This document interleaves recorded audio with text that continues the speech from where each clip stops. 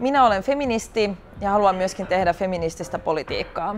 Ja minulle feminismissä on kyse siitä, että tunnustetaan, että on olemassa normeja ja rakenteita, ennakkoluuloja, jotka vaikuttavat jokaisen ihmisen elämään ja myöskin mahdollisuuksiin itse määritellä, minkälainen haluaa olla ja miten haluaa elää.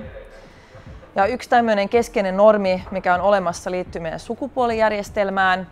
Eli että oletetaan, että on olemassa vain kaksi toisilleen täysin vastakkaista sukupuolta ja sitten liitetään erinäisiä käsityksiä siitä, että minkälaiset nämä sukupuolet sitten lähtökohtaisesti ovat.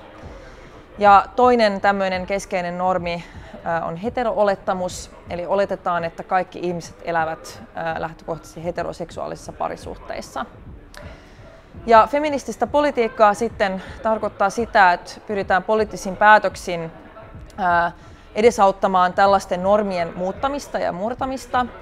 Että se voi olla esimerkiksi sitä, että siirrytään tämmöiseen 6+6+6 vanhempainvapaajärjestelmään, jolloin jokaiselle vanhemmalle kiintiöidään 6 kuukautta vanhempainvapaa ja sitten on 6 kuukautta, mitä vanhemmat saa vapaasti itse päättää, miten haluavat jakaa. Se voi tarkoittaa esimerkiksi sitä, että pyritään puuttumaan työmarkkinoiden sukupuolittuneisuuteen, naisvaltaisten alojen palkkakuoppaan. Se tarkoittaa esimerkiksi sitä, että säädetään tasa-arvoisesta avioliittolaista ja että otetaan käyttöön sukupuolineutraali sosiaaliturvatunnus.